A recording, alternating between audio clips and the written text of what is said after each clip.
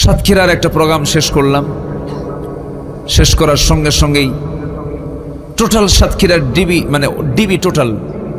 DB team আমাকে ঘেরাও করে মঞ্চ থেকে আমাকে দাওয়াত করে নিয়ে চলে গেল। ডিবি কার্যালয়ে রাখলো। যে আচরণগুলো করা হয়েছে, কোনো আদর্শ মায়ের আদর্শ সন্তান এমন আচরণ করতে পারে না। যে আচরণগুলো করেছে, যে ভাষা, তাদের মুখের ভাষা প্রমাণ করে দেয় এদের জন্মে সমস্যা ছিল।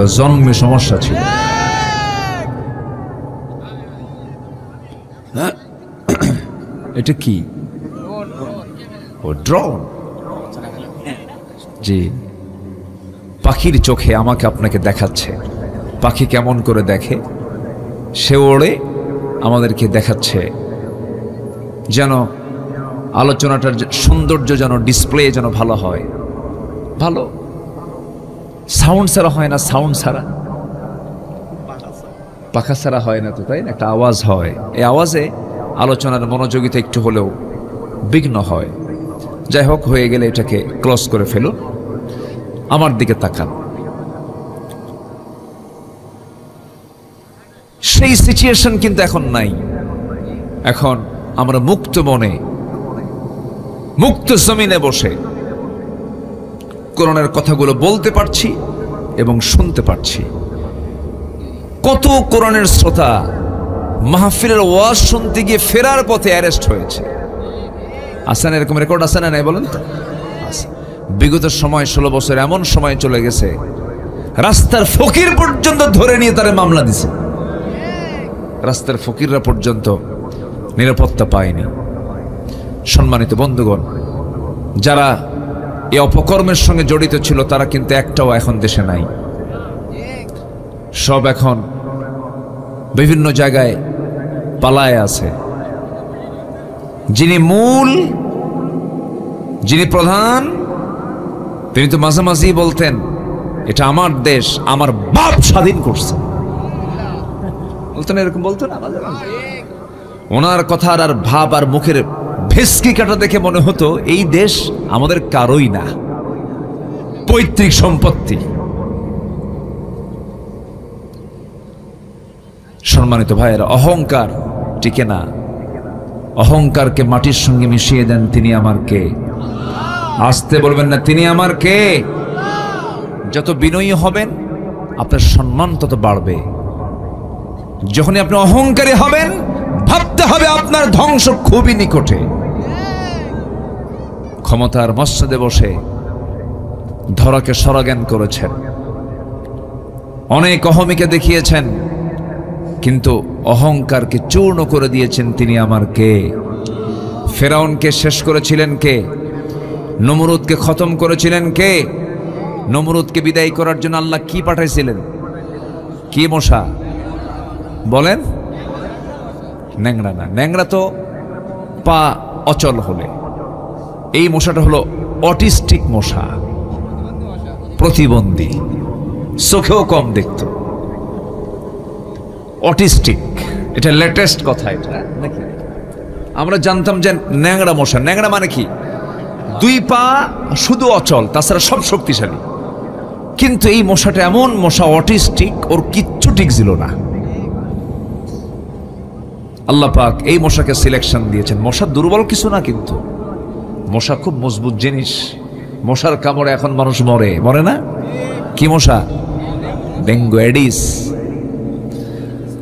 আল্লাহ রাব্বুল আলামিন সূরাতুল বাকারার ভিতরে আল্লাহ রাব্বুল আলামিন মশার ব্যাপারে কথা বলেছেন, ইন্নাল্লাহা লা ইস্তাহি আন ইয়াদরিবা মাসালাম মা বাউদাতান ফামা ফাওকাহা। মশার উদাহরণ আল্লাহ রাব্বুল আলামিন দিয়েছেন। মশা থেকে অনেক শিক্ষা আছে, মিসাল তিনি দিয়েছেন। আমার বন্ধুগণ, এই মশাটা মানুষকে যে কামড়ায়, পুরুষ মশা কামড়ায় না, মহিলা মশা কামড়ায়। মহিলা মশা কামড়ায়, স্ত্রী মশা কামড়ায়। প্রজনন বৃদ্ধির জন্য রক্তের প্রয়োজন হয়, মহিলা মশাগুলো মানুষের দেহে পড়ে, চামড়ায় পড়ে, রক্তগুলোকে সে তার হুল ফুটায় নিয়ে নেয়। আমার বন্ধুগণ, কিন্তু কিছু কিছু মশা আছে বেহুশ মার্কা মশা, কিছু মশা আছে মোটামুটি স্মার্ট মশা। যখন কারো চামড়ায় বসে, চামড়ায় বসার সঙ্গে সঙ্গে সে আগে দেখে সলিমুদ্দি কি করে, সলিমুদ্দির গতিবিধি আগে লক্ষ্য করে। এরপর চামড়ায় বসে যেখানে সে হুল ফুটাবে তার চতুর্পাশে অ্যানেস্থেসিয়া করে। কি করে? অ্যানেস্থেসিয়া, অবশ করে ফেলে। অবশ করে নিয়ে এরপর ধীরে ধীরে ধীরে ধীরে হুলটা ফোটায়া পরিমাণ মতো রক্তটা নিয়ে সে চলে যায়। সলিমুদ্দি টেরই পায় না। এটা হচ্ছে মানে সফল অপারেশন। কি অপারেশন? সফল, ওর কোনো সমস্যা নাই। আর কিছু মশা আছে বেহুশ, যখন খাওয়া শুরু করে কোনো হুঁশ থাকে না। খেতে খেতে ওর পাখার যে ওজন, ওর দেহের যে ওজন, তার চেয়ে বেশি ওজন হয়ে যায়। নড়তে পারে না, উঠতে পারে না, সেখানেই শীত হয়ে পড়ে মরে। এই 16 বছর যারা ক্ষমতার মসনদে ছিল এরা হলো বেহুশ ডাকাত। ঠিক কিনা বলেন? এমন ডাকাতি করছে, এমন খাওয়া খাইছে, হজম হয় নাই, এক দৌড়ে মামুরে দিল্লি গিয়ে পড়ছে। উদাহরণ ঠিক আছে কিনা বলেন? ঠিক আছে কিনা? হ্যাঁ, আল্লাহ পাক কত আগে বলে দিয়েছেন। এই মশা যখন রাতের আধারে আপনি যখন ঘুমাতে যাবেন, গোটা ঘর চেক আপ করে দেখলেন কোথাও কোনো মশা নাই, কিন্তু আপনি লাইট বন্ধ করে শুধু ঘুমাতে গিয়েছেন, বালিশে মাথা রেখেছেন, 10 মিনিট যায় নাই, বেশ কয়েকটা মশা দেখলেন, একটা মশাও ঘরের মধ্যে নাই। আপনার কানে, আপনার নাকে এসে সারে গামা পাধানিসা কি আছে কিনা বলেন? এই মশাটা আপনি এই জায়গায় অন্ধকারে আপনাকে চিনল কেমনে? আপনি এখানে মানুষ নামক অস্তিত্ব সে কেমন করে খুঁজে পেল? বিজ্ঞান বলছে, প্রাণীবিদ্যা বলছে, প্রত্যেকটা মশার ভিতরে আল্লাহ রাব্বুল আলামিন এমন একটা সেন্স দিয়েছেন, এমন সেন্সর দিয়েছেন, 75 ফুট দূর থেকে একটা মশা টের পায় এখানে কোন সলিমুদ্দি শুয়ে আছে। জোরে বলে সুবহানাল্লাহ। এই মশার কথা আল্লাহ পাক কত আগে বললেন, আর এখন বিজ্ঞান এটাকে গবেষণা করে বের করেছে। আমার বন্ধুগণ, ওই যে মশার একটা আওয়াজ আমার কানে আসে, আমার নাকে এসে ভন ভন করে, কানে এসে ভন ভন করে যে আওয়াজটা হয়, এটা কিন্তু তার ভোকাল কোনো আওয়াজ নয়, এটা তার কণ্ঠের কোনো আওয়াজ নেই, এটা তার পাখা দুইটা নড়ানোর আওয়াজ। বিজ্ঞান বলতেছে একটা মশা তার পাখাকে প্রতি সেকেন্ডে একবার নয়, দুবার নয়, 50 বার, 100 বার নয়, একটা সেকেন্ড, প্রতি সেকেন্ডে মশা তার পাখাটা ঝাপটান মারে, প্রতি সেকেন্ডে 400 থেকে 500 বার। আজ পর্যন্ত পৃথিবীতে এমন দ্রুতগামী কোনো মেশিন পৃথিবীতে তৈরি হয়নি যা আল্লাহ পাক মশার পাখার মধ্যে রেখে দিয়েছে। একটু জোরে সুবহানাল্লাহ বলা যাবে না ভাই? একটু জোরে বলে সুবহানাল্লাহ। সম্মানিত ভাইয়েরা, সর্বশেষ এই মশাকে আল্লাহ পাক মিসাল দিয়েছেন ইব্রাহিম আলাইহিস সালাতু ওয়াস সালামকে মূর্তি ভাঙ্গার মামলা দিয়ে, রাষ্ট্রদ্রোহিতার মামলা দিয়ে যখন জাতীয়ভাবে চূড়ান্ত করা হলো ইব্রাহিম আলাইহিস সালাতু ওয়াস সালামকে আগুনে নিক্ষেপ করতে হবে, এটার চূড়ান্ত যে ফয়সালা করেছিল নমরুদ, সেই নমরুদকে শেষমেশ বিদায় করেছেন কার কামড় খাওয়ায়া? এই অটিস্টিক মশার কামড় খাওয়ায়া বিদায় করেছেন। অতএব অহংকার করার কিছুই নেই। কত বড় নেতা হয়েছেন, কত বড় পাওয়ারফুল আপনি একজন রাষ্ট্রপতি হয়েছেন, আমার আল্লাহ যদি ধরেন পার পাওয়ার কোনো রাস্তা পাওয়ার সুযোগ নাই। সব ক্ষমতার উৎসকে আসতে বলবেন না কে? আরো জোরে বলুন, তিনি কে? আল্লাহ পাক। সে আল্লাহর কাছে আমাকে আপনাকে যেতে হবে, সে আল্লাহর হুকুমগুলো মানতে হবে। আমরা কি বিপথে থাকতে চাই না পথে থাকতে চাই? বেলাইন না লাইন? এইদিকে কিন্তু বেলাইন শব্দটা আছে, আছে না? তুমি তো বেলাইন চলছো, হ্যাঁ বলেন, এরকম বলেন। হ্যাঁ, আপনাদের ভাষাগুলো খুব মিষ্টি ভাষা, খুব ভালো লাগে, আলহামদুলিল্লাহ। ভাষাগুলো অনেক মিষ্টি, অনেক সুন্দর ভাষা আপনারা কথা বলেন। মুর্শিদাবাদ, নদিয়া, এর সঙ্গে লাগোয়া যে অঞ্চলগুলো, এই বেল্ট অনেক সুন্দর ভাষায় কথা বলে। সাতক্ষীরা থেকে যশোর, যশোর থেকে কুষ্টিয়া, মেহেরপুর, চুয়াডাঙ্গা, এই অঞ্চলের ভাষা, বাংলা ভাষা পৃথিবীর মধ্যে সেরা ভাষা। কেউ তো আলহামদুলিল্লাহ বললেন না, একটু জোরে বলুন না ভাই আলহামদুলিল্লাহ।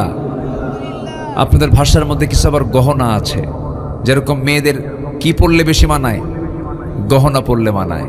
তো ভাষার মধ্যে কিছু গহনা আছে, আপনাদের ভাষার গহনায় যেরকম একটা গহনা আছে, ভাত খেয়ে যাবেন বলো, কি এখানে অতিরিক্ত কি আছে বলেন, বলো। ভাত খেয়ে যাবেন বলো, হুজুর দোয়া করবেন বলো, কি আছে কিনা বলেন? আচ্ছা, এই বলো, এটা হচ্ছে ভাষার গহনা। রাজশাহীতে আবার এটা বলো থাকে না।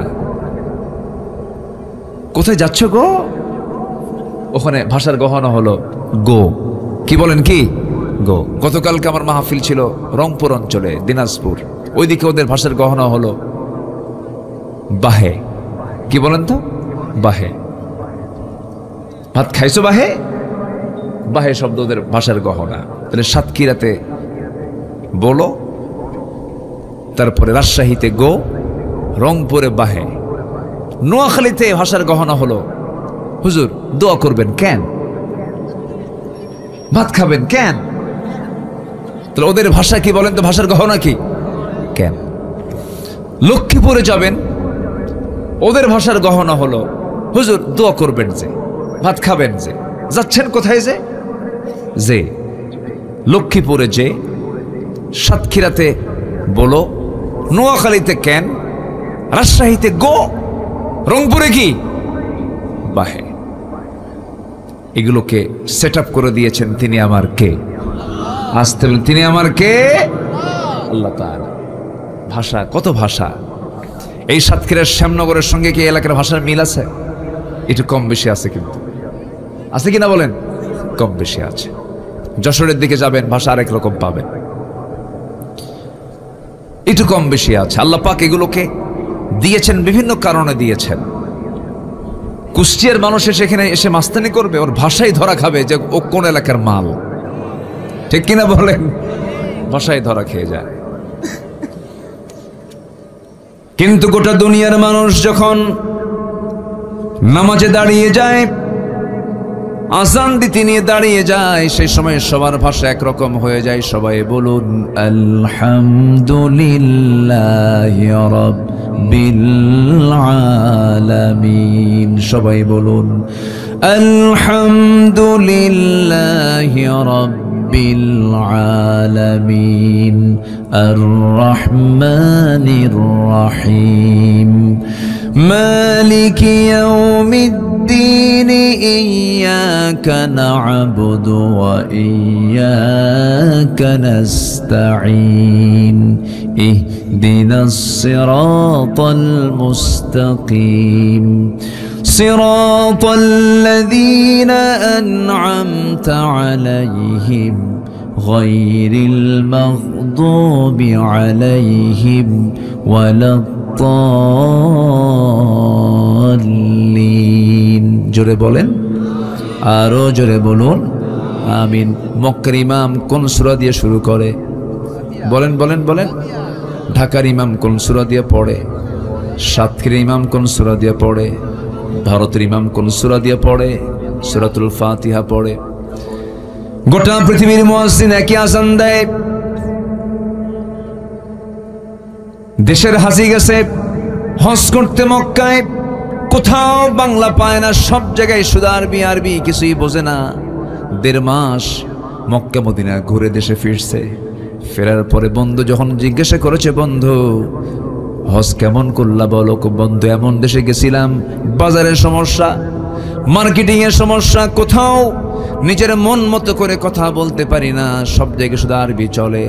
শুধু দুইটা জায়গায় বাংলা পাইছি, মুয়াজ্জিন যখন আজান দিল, ইমাম যখন সূরা ফাতিহা কইল। কি কথা কি বুঝতেছে না? তাহলে কি জাতীয় করে দিয়েছেন আল্লাহ পাক।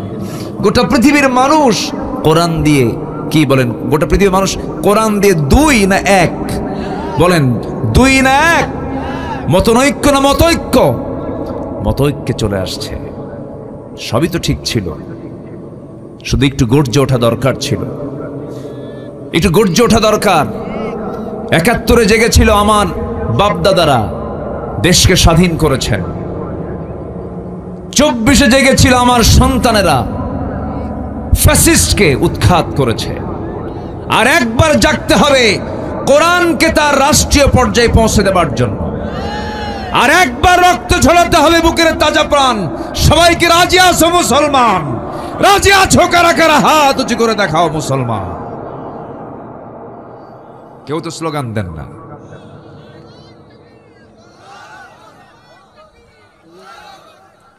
হলো না, একটু মাঝখান থেকে দাঁড়ান না, একটু স্লোগান দেন জোরে।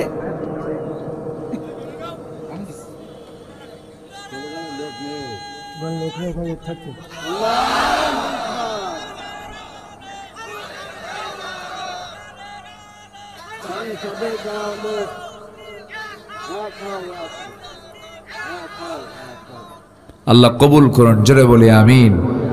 আরো জোরে আমিন, আরো জোরে আমিন। সম্মানিত ভাইরা, আমরা কি লাইনে থাকতে চাই না বেলাইনে থাকতে চাই? জান্নাত কি বেলাইনে না লাইনে? লাইনের আরবি হলো সিরাত। লাইনের আরবি কি বলেন? সিরাতুল মুস্তাকিম। ইহদিনাস সিরাতাল মুস্তাকিম। আল্লাহর কাছে আমরা সঠিক পথটার জন্য আল্লাহর কাছে চাই, আল্লাহ আমাদের সঠিক পথ দেখায় দাও। সেই সঠিক পথ থেকে আমাকে বেলাইনে অন্য পথে নিয়ে যাওয়ার জন্য প্রাণান্তকর যে চেষ্টা চালায়, তার নাম কি বলেন? তার নাম কি? ইবলিস। কি নাম বলেন? ইবলিস। ইবলিস তো মনে হয় সাতক্ষীরা চেনে না, কলারাও আরো চেনে না, আছে কি না? এই লোকটা উঠলো কেন? এই যে বসেন, কিছুই কয় না। হ্যাঁ, বসেন। আমি কি কষ্ট দিয়ে ফেলতেছি আপনাদের? কারো কোনো সমস্যা নাই তো? জোরে বলি ইনশাআল্লাহ। কি যেন বলতেছিলাম? ইবলিস। আচ্ছা, ইবলিস সে সব চেনে, সে জান্নাতও চেনে। আদম এবং হাওয়া আলাইহিস সালাতু ওয়াস সালাম, আমাদের আব্বা আম্মা, দুজনেই প্রথমে ছিলেন কোথায় বলেন? জান্নাতে। জান্নাতে ভালোই ছিলেন। শয়তান যেতে পেঁচটা লাগায়, তাছাড়া আমরা তো জান্নাতে ছিলাম। শয়তান গিয়ে করলো কি? ফাওয়াসওয়াসা লাহুমা, দুজনকে ওয়াসওয়াসা দিয়ে ফেললো। ফাযাল্লাহুমা, দুজনকে পদস্খলন ঘটায় দিল। হলো না থাকা। কুলনা হাবিতু মিনহা জামিআ। আদম, তোমার বউরে নিয়ে, হাওয়াকে নিয়ে তুমি এখন দুনিয়ায় যাও। কেন? ফালা তাকরাবা হাযিহি শাজারা, কিন্তু চলে গেছো, উপায় তো নাই, নিষিদ্ধ এলাকায় তুমি চলে গেছো, চলে যাও। তো শয়তান যদি জান্নাতের মধ্যে ঢুকে আমার বাপ মা আদম এবং হাওয়াকে যদি টার্গেট করে যদি ধোকায় ফেলতে পারে, শয়তান তো মাহমুদপুর চেনে না, করোনা চেনে না, নাকি চেনে? কি চেনে না? আছে, কিন্তু বসে আছে। ওর টার্গেট হলো কেমন করে লোকগুলোকে এখান থেকে বের করে নিয়ে যাওয়া যায়। আর ইমানদারের চিন্তা হলো কেমন করে এখান থেকে আমি হেদায়েত নিয়ে যেতে পারি। বলি আলহামদুলিল্লাহ। একটু থাকুন। পথভ্রষ্টতার কারণগুলো কি কি আমি আজকে একটা একটা করে বলবো। জোরে বলি ইনশাআল্লাহ। মানুষ আল্লাহর পথ থেকে কেমনে ভ্রষ্ট হয়ে যায়, সে কেমনে বেলাইনে চলে যায়, কোন কোন অপকর্মগুলো করলে পরে কোরআন সুন্দর করে বলে দিচ্ছে। 10টা পয়েন্টে 10টা কারণ আমি তুলে ধরবো, একটাও কিন্তু বলিনি, কেবল আলোচনা শুরু। নুরু আলোচনা শুরু, ঠিক আছে না? জি। আল্লাহ রাব্বুল আলামিন বলেন, যেখান থেকে আমি তেলাওয়াত দিয়ে শুরু করেছি, কোরআনটা আমি খুললাম, প্রথমে পেয়ে গেলাম আল্লাহর পরিচয়, সূরা ফাতিহা পড়লাম, এটা দোয়া। সূরা ফাতিহা পড়ার পরে মুত্তাকির পরিচয় পাওয়া যায়, হুদাল্লিল মুত্তাকিন আল্লাযীনা, মুত্তাকিদের পরিচয়। এরপরেই মুত্তাকির পরিচয় শেষ হলে মুনাফিকদের পরিচয় আল্লাহ রাব্বুল আলামিন শুরু করেছেন। আমার বন্ধুগণ, মুত্তাকি হওয়ার জন্য মুনাফিকি ছেড়ে দিতে হবে, মুত্তাকি হওয়ার জন্য ফুসুকি ছেড়ে দিতে হবে, মুত্তাকি হওয়ার জন্য মুনাফিকি ছেড়ে দিতে হবে, মুত্তাকি হওয়ার জন্য কুফরি ছেড়ে দিতে হবে, মুত্তাকি হওয়ার জন্য ফুসুকি ছেড়ে দিতে হবে, মুত্তাকি হওয়ার জন্য মুজরিম পাপ কাজ ছেড়ে দিতে হবে। মহান রব্বুল আলামিন সুন্দর করে বলছেন, ইন তাজতানিবু কাবাইরা মা তুনহাউনা আনহু নুকাফির আনকুম সাইয়্যাতিকুম ওয়া নুদখিলকুম মুদখালান কারীমা। জোরে বলুন আল্লাহু আকবার। বান্দা, তুমি যদি বড় বড় কবিরা গুনাহগুলো ছেড়ে দাও, ছোট ছোট গুনার দিকে আমি আল্লাহ তাকাবই না। আমি আল্লাহ তোমার तमाम জিন্দেগীর সমস্ত গুনাহগুলোকে মাফ করে সম্মানজনক জান্নাত আমি তোমাকে বুঝাইয়া দেব তোমার হাতে। জোরে কোন সুবহানাল্লাহ। শর্ত হলো বড় বড় কবিরা গুনাহগুলো ছাড়তে হবে। কবিরা গুনার মধ্যে 1 নম্বর কবিরা গুনাহ হলো কুফরি করা। কি করা? কুফরি করা। আল্লাহ রাব্বুল আলামিন সূরা বাকারার 6 নম্বর আয়াত, কয় নম্বর? আমি যে একটু আয়াত বলতেছি, রাগ করতেছেন নাকি আপনারা? আয়াত যত বেশি বরকত তত বেশি, আয়াত নাই বরকত নাই। আল্লাহ রাব্বুল আলামিন বলেন, ইন্নাল্লাযীনা কাফারু সাওয়াউন আলাইহিম আআনযারতাহুম আম লাম তুনযিরহুম লা ইউমিনুন। যারা কুফরি করে আপনি তাদেরকে সতর্ক করেন আর নাই করেন, কোনো কাজ হবে না, দুটো একই কথা। তারা কখনো ঈমান আনবে না। আমাদের সমাজে কিছু লোক আছে, হাজারবার বুঝান কোনো কাম হবে না। আল্লাহর দল করো, আল্লাহর দল করো। কিছু লোক আছে নামাজ পড়বো, রোজা রাখবো, আবার আল্লাহর দল করা লাগবে কি? ভুল হবে আল্লাহর কাছে মাফ চেয়ে নেব। নামাজ পড়বে আল্লাহর নিয়মে, রোজা রাখবে আল্লাহর নিয়মে, দল করবে শয়তানের নিয়মে। আছে না নাই? আচ্ছা, দল হবে কার নিয়মে? দল করতে হবে কার দল? আসতে বলবেন না, কার দল? আল্লাহর দল। এদেশে বহু দল আছে, এর মধ্যে সর্ববৃহৎ 4টা দল, নাম বলার দরকার নেই, বুঝে নেবেন তো, সবাই তো জানেনি। এদেশে অনেকগুলো দলের ভিতরে বৃহত্তম 4টা দল আছে, জনসমর্থন যাদের মোটামুটি আছে। 4টা বৃহৎ দল।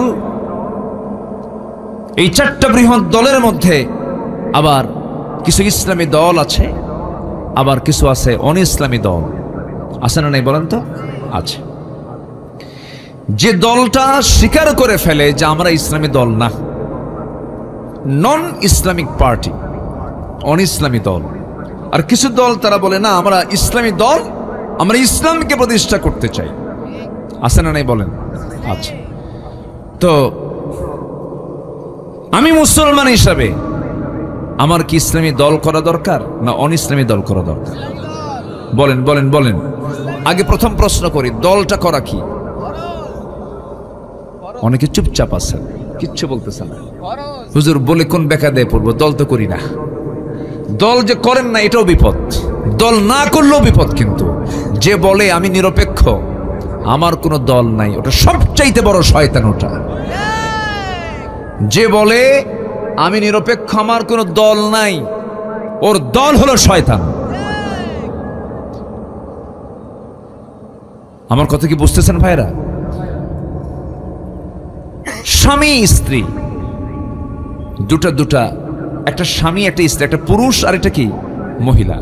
পুরুষ মহিলা এক জায়গায় হলে তো সন্তান হওয়া সম্ভব নাকি? কি মহিলা মহিলা এক হয়ে কি হবে? হবে না। আবার পুরুষ পুরুষ এক হয়ে কি বংশ বিস্তার হবে? হবে না। সক্রিয় হওয়ার জন্য নারী পুরুষকে এক জায়গায় হতে হবে। সম্মানিত বন্ধুগণ, যে বলে আমি কোনো পক্ষই না, ও তো কিছুই না, ওর দিকে কিছুই হবে না, ও হলো হিজড়া। আমার কথা কি বুঝতেছেন? এই জন্য মুসলমান নিরপেক্ষ থাকবে না, মুসলমান পক্ষ নেবে একজনের। তিনি কে? কার দল? আসতে বলবেন না, কার দল? সেই দলের নাম কি? আরো জোরে, আরো জোরে, আরো জোরে। মনে হয় কষ্ট দিয়ে ফেলতেছে আপনাদের। হুজুর এগুলো কি কন? একটু নামাজের বয়ান করেন, একটু কান্দায় ফেলেন না। আমাকে লাইন আগে খুঁজে বের করতে হবে, জান্নাতের লাইন কোনটা। অনেক জাহান্নামী জাহান্নামে যাবে, নামাজ পড়েও তারা জান্নাত পাবে না। আছে না নাই? অনেকে ব্যক্তিগত জীবনে ইসলামকে মানতে চান, কিন্তু রাজনৈতিক জীবনে, রাষ্ট্রীয় জীবনে ইসলামকে মানতে চান না। উনি মুসলমান নন, উনি ভণ্ড, উনি প্রতারক। ক্লিয়ার কথা, নির্ভেজাল কথা বলছি। পছন্দ হলে আলহামদুলিল্লাহ, না হলেও আলহামদুলিল্লাহ। কথা ক্লিয়ার হওয়া উচিত। কোরআন ক্লিয়ার কথা বলে দেয়। দেখেন আল্লাহ আরো কি ক্লিয়ার বলতেছে, দেখেন। আমার না কথা, কোরআন বলতেছে। কোরআন সুন্দর করে বলে দিচ্ছে, وَمَن يَبْتَغِ غَيْرَ الْإِسْلَامِ دِينًا فَلَن يُقْبَلَ مِنْهُ وَهُوَ فِي الْآخِرَةِ مِنَ الْخَاسِرِينَ। দল হিসাবে, পার্টি হিসাবে, জীবন বিধান হিসেবে যারা ইসলামকে ছেড়ে দিয়ে অন্য কোনো দলকে গ্রহণ করবে, নন ইসলামিক পার্টি করবে, অন ইসলামী দল যারা করবে, ইসলামী দল বাদ দিয়া, আল্লাহ বলছেন ওর নামাজ, ওর রোজা, ওর হজ, ওর যাকাত, ওর দান সদকা, মসজিদ মাদ্রাসা নির্মাণ করা, মাহফিল করা, কোনো কিছু কবুল হবে না যদি সেই ইসলামী দল না করে। এই জন্য দল করতে হবে কার? আসতে বলবেন না, কার? ইসলামটা এসেছে কার পক্ষ থেকে? আদমের দলের নাম কি ছিল? জোরে জোরে জোরে জোরে আমাদের বাপকে বলেন। আদম বলেন, আমাদের বাপকে। আদম, তার দলের নাম কি ছিল? আমার নবীর নাম কি বলুন? মুহাম্মদ সাল্লাল্লাহু, তার দলের নাম কি ছিল? ইসলাম। জাতির পিতাকে আরো জোরে। এটা তো 16 বছর আটকে রাখছিল, এটা 16 বছর আটকে রাখছিল না একটু?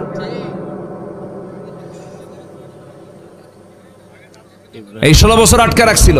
শোনেন, ওঠেন কেন? এই যে মহা মুশকিল না। এই যে ভাই আসছে আবার, মাশাআল্লাহ, আলহামদুলিল্লাহ, মাশাআল্লাহ। ওনার আসলে নিম্নচাপ ছিল। জি বসেন, এইটা আমার দিকে তাকান। তাহলে এই জাতির পিতা 16 বছরের জন্য একটু ছিনতাই করার চেষ্টা করেছিল। আমাদের জাতির পিতা দুজন না একজন? তার নাম কি? আরো জোরে, আরো জোরে বলেন। হ্যাঁ, ভুল যেন আর না হয়। জাতির পিতা হওয়ার জন্য জোর করে জাতির পিতা চাপিয়ে দেওয়া যাবে না। জাতির পিতা ইলেকশনে নয়, জাতির পিতা আল্লাহ পাক দিয়েছেন। আল্লাহ নিজে নির্বাচন করে দিয়েছেন, নিজে নির্ধারণ করে দিয়েছেন, মিল্লাতে আবিকুম ইব্রাহিম। এমনি জাতির পিতা হননি, পরীক্ষা দিচ্ছেন, পাশ করেছেন। এমন কোন সাইড নেই যে আমরা দাঁড়িয়ে রাখি সুন্নতে ইব্রাহিম। কিছু কিছু সুন্নাহ আছে যেটা সাইয়েদনা ইব্রাহিম আলাইহিস সালাম থেকে আসছে। খাতনা করি, খাতনা, এটাকে আল্লাহ কি বলে? দেখছেন, এটা খাতনা মানে ওটা করলে মুসলমান হয়ে গেছে নাকি? মুসলমানি নাকি? কি নাম কয়? মুসলমানি বলে। কিন্তু না, এই মুসলমান ছাড়াও খাতনা করার বহু গ্রুপ আছে গোটা দুনিয়াতে, আছে না নাই? আছে। এটা অতিরিক্ত অংশ, এটাকে কেটে ফেলে দেয়, এরকম বহু আছে, কিন্তু তারা মুসলমান না। ওটা কাটলেই, খাতনা করলে যে মুসলমান হয়ে গেল তা কিন্তু না। মুসলমান হওয়ার জন্য খাতনা শর্ত না, ঈমান শর্ত।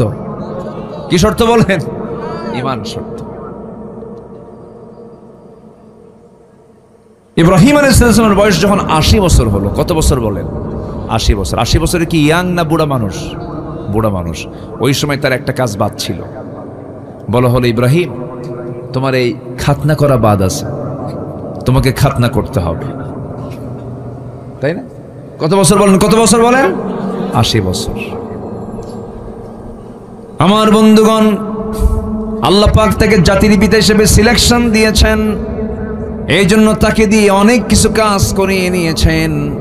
যখন 80 বছর পূর্ণ হলো, তাকে বলা হলো, ইব্রাহিম তোমাকে খাতনা করতে হবে। তিনি বলছেন আমি কেমন করে খাতনা করব, কে আমার খাতনা করে দেবে? আল্লাহ বলছেন এই বুড়ো বয়সে তোমার লুঙ্গি খুলবে কে, তোমার সতর কে দেখবে? অতএব তোমার খাতনা তোমাকে করতে হবে। বলুন তো ভাই, এই কাজটাকে সহজ না কঠিন? ছোট যখন ছিলাম, যখন শুনছি যে আসতেছে যে কাটে, ওটার নাম কি? হাজাম। শুনছি শুধু আসতেছে, এই দিক দিয়ে আসে, ওই দিক দিয়ে পিছন দিয়ে মারে দৌড়, বাপ মা টেনে ধরে না, আবার হাত পা আটকা মানে বাইন দিয়া এরপরে সাইজ করে মুসলমান হও। এই যে খাতনার পদ্ধতি, এটা চালু করেছেন কোন নবী দিয়ে? বলেন বলেন কোন নবী দিয়ে? ইব্রাহিম আলাইহিস সালাতু ওয়াস সালাম। জাতির পিতা হওয়ার জন্য কত কি আল্লাহ পাক তাকে দিয়ে করেছেন। অনেক পরীক্ষা করা হয়েছে, প্রত্যেকটা পরীক্ষায় তিনি ফেল না পাস করেছেন। আমি খুবই আনন্দিত, আপনারা একটা লোক নড়েননি মাহফিল থেকে, সবাই পিনপতন হয়ে বসে আছেন। বলি আলহামদুলিল্লাহ। পথভ্রষ্টতার কারণ হলো 10টা। কয়টা বলেন তো? 1 নম্বর বলেছি কুফরি করা। কি করা বলেন? কুফরি করা। আরো আছে কয়টা? 9টা। আমরা সুন্দর করে শুনবো, বসে বসে শুনবো। মা বোন মাহফিল আসছেন, আল্লাহ তুমি মা বোনদের অংশগ্রহণকে কবুল করো, বেশি করে মার্কেটিং করার তৌফিক দাও। সবাই হাসে, মার্কেটে যায় না, একজন কিছু সুবহানাল্লাহ, একজন কিছু সুবহানাল্লাহ। আচ্ছা সত্যি করে বলেন তো, মার্কেটে এখন পুরুষ বেশি না মহিলা বেশি বলেন তো? মেয়েরা সব মার্কেটে ঢুকছে আর পুরুষরা সব হাতে চুড়ি দিয়ে বসে আছে।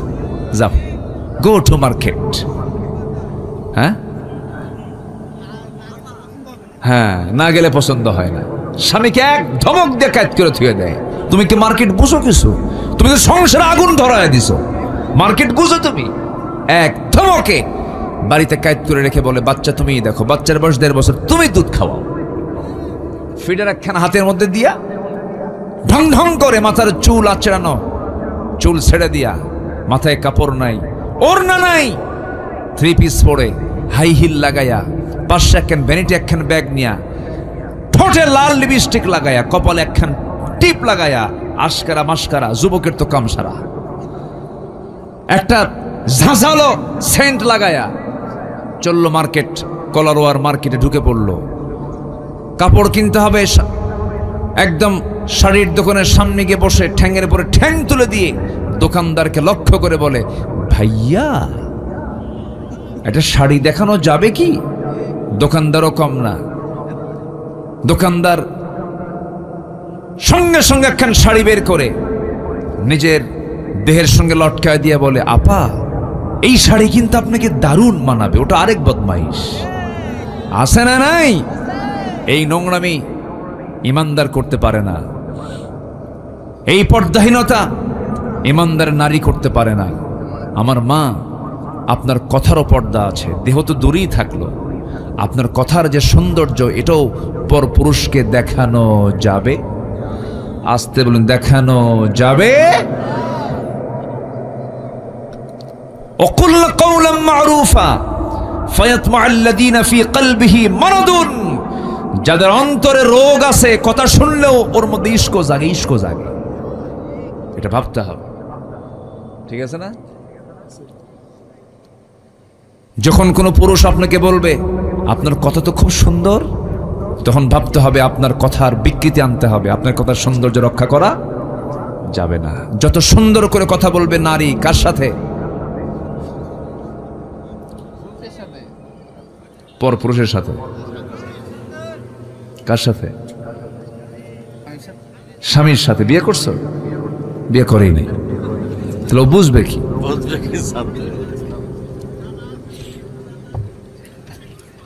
দেখছেন, বুঝবে কি জ্বালা কি জিনিস? দেখেন, বিয়ে শাদী করে এখন বইয়ের দিকে দোষ চাপায় দিচ্ছে। আমার মা, শুনে রাখেন, বাড়িতে সাইজ করতে হবে কিন্তু। স্বামী স্ত্রীর যদি ইসলাম থাকে, স্বামী স্ত্রীর মধ্যে, আল্লাহর কসম করে বলি, যে স্বামী স্ত্রীর মধ্যে ইসলাম থাকবে, ওই স্বামী স্ত্রীর দাম্পত্যময় জীবন হবে জান্নাতের টুকরা। বলি আলহামদুলিল্লাহ, জোরে বলি আলহামদুলিল্লাহ। ইমান টিকে রাখবেন, ইসলাম রাখবেন, সব কাজে বরকত দিয়ে ভরপুর করে দিবেন তিনি আমার কে? আল্লাহ পাক। আমার বন্ধুগণ, পথভ্রষ্টতার দিকে যাওয়া যাবে না, কুফরির দিকে যাওয়া যাবে না। ইমানের সঙ্গে এটা সাংঘর্ষিক। কুফরিটা কি? কুফরি হলো যে আল্লাহর বিধানকে অবিশ্বাস করে, যে আল্লাহর আইন কানুনকে অমান্য করে, আল্লাহর বিধানকে মেনে নিতে পারে না, আখিরাতকে বিশ্বাস করতে পারে না, পর্দার নিয়মকে মানতে চায় না, দিনের নিয়মকে মানতে চায় না। এই ধরনের লোকগুলোকে আপনি যতই সতর্ক করেন, হে রাসূল, আনযারতাহুম আম লাম তুনযিরহুম সাওয়াউন আলাইহিম, তাদের কাছে সমান কোনো কাজ হবে না, তারা কখনো ঈমান আনবে না। কারণ আল্লাহ নিজেই বলছেন, খতামাল্লাহু আলা কুলুবিহিম ওয়া আলা সামঈহিম ওয়া আলা আবসারিহিম গিশাওয়াতু ওয়া লাহুম আযাবুন আযীম। জোরে বলুন আল্লাহু আকবার। আমার বন্ধু, হেদায়েতের মালিককে, আর জোরে বলুন হেদায়েতের মালিককে। আপনি জোর করে কাউকে হেদায়েত দিতে পারবেন নাকি? একজন নবী ছিলেন নূহ আলাইহিস সালাতু ওয়াস সালাম, তার বউ ছিল কাফেরা। লূত আলাইহিস সালাতু ওয়াস সালাম একজন আল্লাহর নবী, তার স্ত্রী ছিল কাফেরা। আমার নবীর আপন চাচা আবু তালেব সারা জীবন নবীর পক্ষে কাজ করেছেন, তিনিও ছিলেন একজন কাফের। রাসূল তাকে হেদায়েত দিতে পারেন নাই। আপন চাচা আবু লাহাব নবীর বিরুদ্ধে অবস্থান নেওয়ার কারণে, নবীর বিরুদ্ধে ষড়যন্ত্র করার কারণে আমার নবীজি তাকে দাওয়াত দিয়েছেন, কিন্তু কোনো কাজ হয় নাই। ইসলাম কবুল করতে পারে নাই, বরঞ্চ শত্রুতা করেছে। দুই চাচার মধ্যে তফাৎ হলো, আবু লাহাব নবীর বিরুদ্ধে ষড়যন্ত্র করেছে, কিন্তু আবু তালেব ঈমান না আনলেও, কাফের থাকলেও নবীর পক্ষে সারা জীবন কাজ করেছে। নবীর পক্ষে কাজ করলে হবে কি, দল হিসেবে ইসলাম না মানার কারণে সেই চাচাটাও জান্নাতি না জাহান্নামী? জাহান্নামী। শুধু মোহাব্বত করলে হবে না, নবীর প্রতি মোহাব্বত শুধু রেখেই জান্নাত পাওয়া যাবে না। খাদিজার ভূমিকা আসতে হবে, তালিবের ভূমিকায় গেলে জান্নাত পাওয়া যাবে না। খাদিজার ভূমিকা আসতে হবে। আম্মাজান খাদিজা মোহাব্বত করেছেন, আনুগত্য করেছেন। আর আবু তালেব নবীকে মোহাব্বত করতে পারলেও তিনি আনুগত্য করতে পারেন না। হেদায়েত কার হাতে? আসতে বলবেন না কার হাতে? আমার নবীজি যখন দেখতে পাচ্ছেন আপন চাচা আবু তালেব দুনিয়া থেকে বিদায় নিচ্ছেন, তার বাল্য জীবনের কথা মনে হয়ে গেল। জন্মের পূর্বেই বাপ দুনিয়া থেকে বিদায় নিয়েছেন। জন্মের পরপর 5 বছরে তার মা দুনিয়া থেকে বিদায় নিয়েছেন। জন্মের 8 বছরে তার দাদা দুনিয়া থেকে বিদায় নিয়েছেন। সেই 8 বছর থেকে শুরু করে নিয়ে নবুয়ত পর্যন্ত, নবুয়ত পরবর্তী একটা সময়, নির্দিষ্ট সময় পর্যন্ত, যে রাসূলকে ডানে বামে সামনে পেছনে জেল খেটে পর্যন্ত রাসূলকে মোহাব্বত করে তাকে কাছে টেনেছেন, তার নাম হলো আবু তালেব।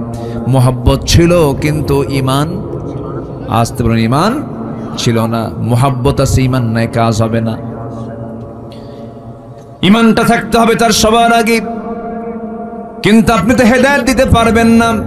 হেদায়েতের চাবি কার হাতে? আসতে বলবেন না কার হাতে?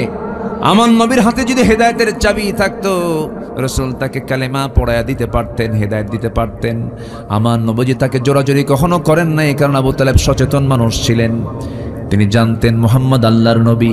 নিজের দুটো ছেলে জাফর এবং সাইয়েদনা আলী রাদিয়াল্লাহু আনহুমা দুজনকে ডাক দিয়ে বলছেন, আলী, জাফর, তোমরা দুইজনই আমার ভাতিজার কাছে চলে যাও, মুহাম্মাদের দিন গ্রহণ করে নাও। আল্লাহু আকবার বলেন। দাওয়াত দিত, বলেও দিতেন, যা আমার জাফর মুহাম্মাদের কাছে যা, আলী মুহাম্মাদের কাছে যা, কালেমা পড়। আলী, তুমি দাঁড়িয়েছ মুহাম্মাদের বাম পাশে, জাফর তুমি মুহাম্মাদের ডান পাশে দাঁড়িয়ে নামাজ পড়ো। আল্লাহ, এক আশ্চর্য। আবু জেহেল খেপে যায়, রেগে যায়। আবু তালেব সামনে দাঁড়িয়ে বলে, আবু জেহেল, আমার ভাতিজা মুহাম্মাদের একটা পশমের ক্ষতি হলে আমি আবু তালেব ছাড় দেব না। এত কিছু করার পরও আবু তালেব জান্নাতি না জাহান্নামী? কি নাই? বলেন কি নাই? এই জন্য সবচেয়ে বড় পুঁজি আমাদের কি বলেন? জোরে বলেন, আমাদের সবচেয়ে বড় পুঁজি কি? কুফর না ঈমান? কুফর না ঈমান? শিরিক না ঈমান? বেদাত না ঈমান? এই জন্য শিরিক, কুফর এগুলো হচ্ছে ভ্রষ্টতার পথ, আর ঈমান আনতে হবে। ঈমান হচ্ছে জান্নাতের পথ। আল্লাহু আকবার বলে। আমার কথাগুলো কি বুঝতে কষ্ট হচ্ছে কিনা আপনাদের? কারো কোনো সমস্যা নাই তো? জোরে বলে ইনশাআল্লাহ। একটু ধীরে ধীরে আমরা 10টা কারণ বের হলেই আমরা আলোচনা শেষ করে দেব। ধীরে ধীরে একটু সময় দেন আমাকে। আমার মায়েরা বসে আছে তো নাকি? মায়েরা বসে আছে তো? বলি আলহামদুলিল্লাহ। আমার নবী প্রথম দাওয়াত দিয়েছেন পুরুষ মানুষকে না মহিলা মানুষকে? জোরে বলেন। সেটা কি বাইরের না ভিতরের? ভিতরের। মা প্রথম ইসলাম কবুল করেছে একজন মহিলা। আল্লাহু আকবার বলেন। হ্যাঁ, হারামের বাসিন্দা প্রথম একজন মহিলা। আল্লাহু আকবার বলেন। হাজরা আলাইহিস সালাতু ওয়াস সালাম প্রথম ইসলাম কবুল করেছে একজন মহিলা, প্রথম জীবন দিয়েছে একজন মহিলা। আল্লাহু আকবার বলেন। মেয়েদের অবদান কি কম? অনেক অবদান। আমার নবীজি জাবালে নূর থেকে কোরআন যখন নাজিল হলো, কোরআনটার সাথে নিয়ে জাবালে নূর থেকে আস্তে করে বের হলেন। ঘর থেকে, জাবালে নূর থেকে, গুহা থেকে বের হলেন। 5 বছর ধ্যানমগ্ন ছিলেন, সত্যের অনুসন্ধান তিনি করছিলেন। তার কাছে সেই ফেরেশতা আসলো যে ফেরেশতা আগের নবীদের কাছে এসেছেন। নবীজির হাতে আল্লাহ কালাম দিয়ে দিলেন, কোরআনে কারীম নাজিল হয়ে গেল। 5টা আয়াত নিয়ে আমার নবীজি জাবালে নূর থেকে নামলেন। নেমে ঘরের সামনে গিয়ে দরজায় গিয়ে কড়া নাড়লেন, দরজা খুলে গেল। এবার বলছে, খাদিজা জাম্মিলুনি জাম্মিলুনি, আমাকে বস্ত্র আচ্ছাদন করে দাও। লাকাদ খাশিতু আলা নাফসি, আমি আমার জীবন নিয়ে শঙ্কিত, মরে যাব কিনা জানি না।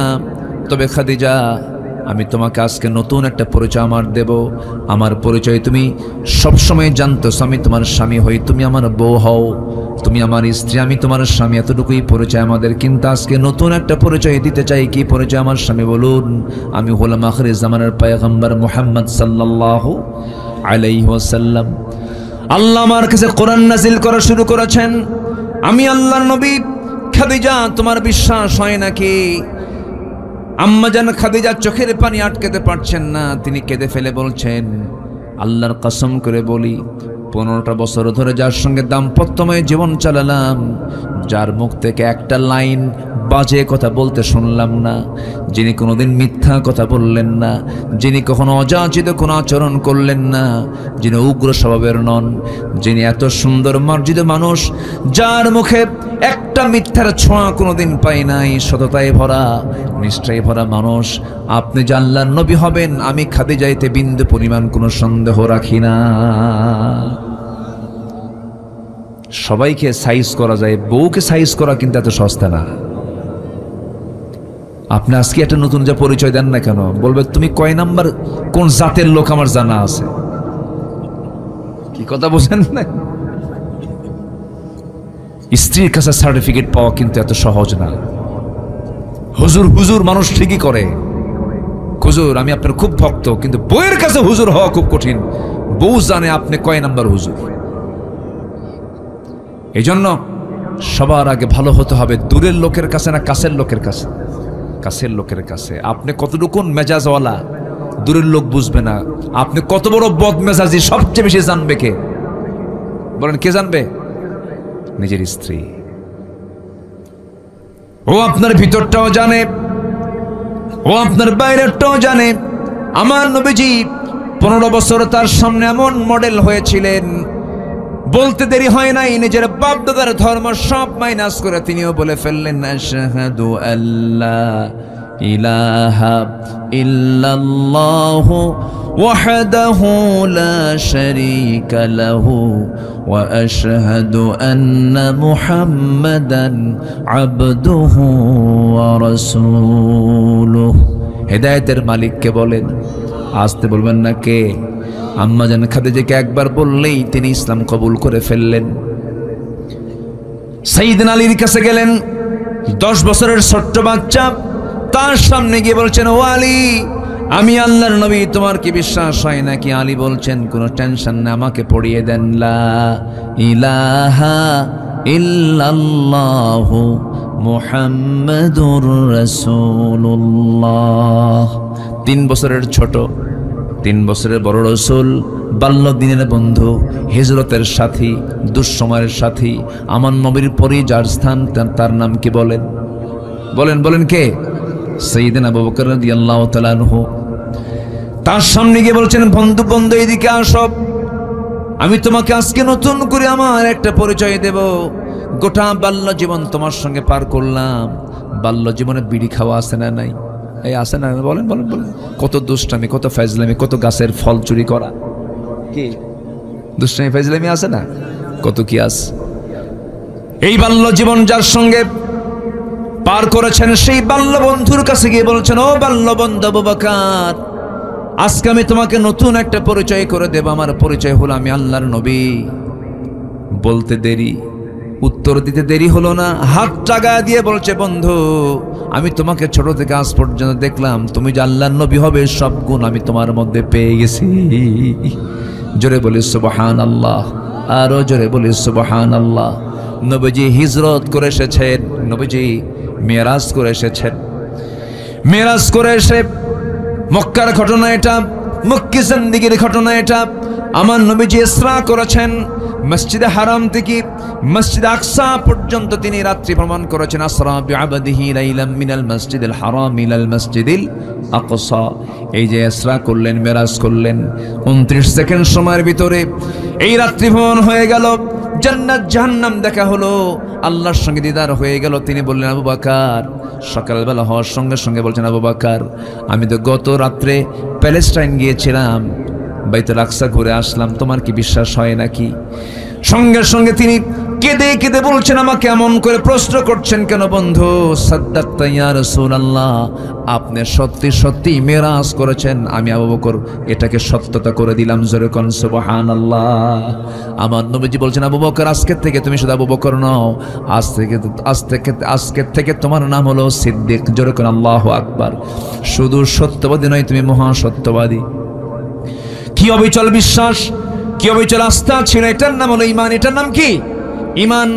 ঈমান এনেছেন বন্ধু, ঈমান এনেছেন তার স্ত্রী, ঈমান এনেছেন ছোট্ট ভাই 10 বছরের শিশু সাইয়েদনা আলী ঈমান এনেছেন। কিন্তু চাচার কাছে গিয়ে বলছেন, চাচা একটাবার কালিমা পড়েন। সঙ্গে সঙ্গে আবু তালেব বলছে, মুহাম্মদের আমার ছেলেকে দিয়ে দিলাম, নিয়ে নাও। জাফরকে দিলাম, নিয়ে নাও। কিন্তু আমি না। কি কিন্তু? আমি না। এরকম লোক কিন্তু এখনো আছে। আসতে বলবেন না, আসে না? নেই বলেন তো। আমি না, আমি যাব না। বাবা কেন যাবে না? কেন কালিমা পড়বেন না? সঙ্গে সঙ্গে বলে ফেলে, হাসবুনা, যথেষ্ট। আমার বাপ দাদা যা কিছু করে থুয়ে গেছে, এর বাইরে যাব না। আমার বাপ দাদাও সোর, আমিও সোর। আছে কি না কিছু লোক? আমার বাপ এই দল করে গেছে, আমি কি ওই দল না করে পারি? আমি কি চুরি না করে পারি? এগুলো করা যাবে না। দিন গ্রহণে পারিবারিক বাধা আছে, দিন গ্রহণে রাষ্ট্রে বাধা আছে, দিন গ্রহণে ধনাঢ্য শ্রেণীর বাধা আছে, দিন গ্রহণে মূর্খতার বাধা আছে। এই সমস্ত বাধাকে ডিঙ্গিয়ে দিন গ্রহণ করতে হবে। দিন গ্রহণ কোনো কন্ডিশনে হবে না, দিন গ্রহণ করতে হবে একনিষ্ঠভাবে। কার সন্তুষ্টির জন্য বলেন? আসতে বলেন না, কার সন্তুষ্টির জন্য? আল্লাহর সন্তুষ্টির জন্য। এই আবু তালেব কি দেখে নাই? আমার নবীজির বহু মুজিজা ছোট্টবেলা থেকে দেখেছেন তিনি। নবীজির জন্ম হলো রবিউল আউয়াল মাসে, 3 দিন মাত্র বয়স। কয়দিন? 3 দিন মাত্র বয়স। 3টা রাত চলে গেছে। তৃতীয়তম রাত্রিবেলা আবু তালেব রাসূলকে দেখার জন্য তাদের বাড়ির মধ্যে ঢুকলেন। পাশাপাশি বাড়ি তো। এই আবু তালেব রাসূলকে কি পরিমাণ মোহাব্বত করতেন! নিজের সন্তানকে অন্য বিছানায় রেখে রাসূলকে বুকের মধ্যে জড়িয়ে রেখে ঘুমাতেন। আহারে, আমার মুহাম্মদের বাপ নাই, মা নাই, বুকের মধ্যে জড়িয়ে রেখে ঘুমাতেন। চলে গেছেন ব্যবসা বাণিজ্য করার জন্য সিরিয়ায়, সঙ্গে করে নিয়ে চলে গেছেন। মাঝপথে একজন পরিচয় করে দিয়েছে আল্লাহর নবী হবে, দেরি করলেন না, সেখান থেকে আবার নিয়ে চলে আসলেন। কি দেখেন না আবু তালেব, আমার এই লোকটার ব্যাপারে খুব আমার কাছে কেমন যেন আফসোস লাগে, আমার কাছে কষ্ট হয়। হেদায়েতের মালিককে বলেন, আবু তালেব কি করেন নাই? রাসূলের মাথা থেকে পা পর্যন্ত ধুয়ে দিয়েছেন, গোসল করিয়ে দিয়েছেন, সান্ত্বনা দিয়েছেন। নবীজি বিয়ের প্রস্তাব পেয়েছেন, সোজা চাচার গেছে গিয়ে বলেছেন, চাচা বিয়ের প্রস্তাব আসছে, কি করবো? আপনি যা বলবেন তাই হবে। আবু তালেব বলছেন, ভাতিজারে তুই আমাকে সম্মান করিস, ভক্তি করিস। আমার জানা মতে এই মক্কা নগরে খালিদের কন্যা খাদিজার চাইতে পুত পবিত্র নারী আর একটাও নাই, তুমি বিয়ে করে নিতে পারো। চাচার কথাই তিনি বিয়ে করে নিয়েছেন, ভাষা তার কাছ থেকে শিখছেন। সে আবু তালেব রাসূলকে একদিন বলছেন, ভাতিজা মুহাম্মদ দেখতে পেলাম, তোমার জন্মের মাত্র 3 দিন পর তৃতীয়তম রাত্রিতে আমি তোমার ঘরের মধ্যে ঢুকলাম। তোমাদের বাড়ির মধ্যে ঢুকলাম, ঢুকে দেখি তোমার মা কান্না করে, তোমার মার চোখে পানি, কিন্তু তোমার মা একটা বারের জন্য তোমাকে কোলে নেয় না, 3 দিন যাবত কোলে নেয় না ভালো করে। তোমার মা তোমাকে দূরে রেখে শুধু কান্নাকাটি করে। আমি লক্ষ্য করে দেখলাম তোমার মা তোমাকে চাঁদনি আকাশের চাঁদের নিচে তোমাকে শোয়ে রেখেছে। চোখের সামনে দেখতে পেলাম। মুহাম্মদ কতটুকু সত্য আমি ভুল দেখছি কিনা জানি না। চাচা আপনি বলেন কি দেখছেন আপনি? আমি দেখতে পেলাম তোমার মা তোমাকে দূরে রেখে, চাঁদনি আকাশের নিচে রেখে তোমার মা দূরে বসে বসে কান্নাকাটি করে। আর আমি তোমাকে দেখতে পেলাম তুমি যখন তোমার ডান হাতটা বাম দিকে নাও, আকাশের চাঁদটা ডান থেকে বাম দিকে যায়। আবার তোমার হাতটা যখন তুমি বাম থেকে ডান দিকে নাও, আকাশের চাঁদটা তোমার হাতকে ফলো করে ডান দিকে চলে যায়, বাম দিকে চলে যায়। যখন তুমি তোমার 2টা হাত নিচের দিকে নামায় আনো, আকাশের চাঁদটাও নিচের দিকে নেমে আসে। আমি কি ভুল দেখেছি নাকি? মুহাম্মদ বলো। রাসূলকে দেখে বলছেন চাচা জন্মের পূর্বে বাপ হারাইছি, জন্মের পরে আমি মা হারাইছি। মাকেও বেশি দিন পাই নাই, বাপকে তো দেখি নাই। আমার বাপ ইন্তেকাল করেছেন, আমার জন্ম হলো বাপ ছাড়া। যখন আমি পৃথিবীতে আসলাম, এই পৃথিবীতে আসার পর আমার মা আমাকে কোলের মধ্যে নিয়ে আমাকে জার করে উঠায় দিবেন। তার প্রিয় স্বামী দুনিয়াতে নাই, আমাকে দেখলেই তার স্বামীর কথা মনে হয়ে যায়। এই জন্য তিনি আমাকে কোলে নিতে পারেন না। আমাকে সেই জন্য কোলে না নিয়ে দূরে দূরে রেখে দেন, আমাকে কোলে নেন না। আমাকে সময়টা দেবে কেউ নাই। সেই জন্য মহান রব্বুল আলামিন সেই সময়টা কভার করার জন্য মহান রব্বুল আলামিন আকাশের চাঁদ আমার জন্য আল্লাহ রব্বুল আলামিন খেলনা বানাইয়া দিয়েছিলেন। এত বড় মুআজিজাগুলো দেখেও আবু তালেবের কপালে ইসলাম জোটে নাই, দিন জোটে নাই। বুঝে নিতে হবে হেদায়েতের মালিক কে। চাইতে হবে কার কাছে? আল্লাহর কাছে। আল্লাহ ইহদিনাস সিরাতাল মুস্তাকিম, এই দোয়াটা প্রত্যেক নামাজে প্রত্যেক রাকাতে আছে না নাই বলেন?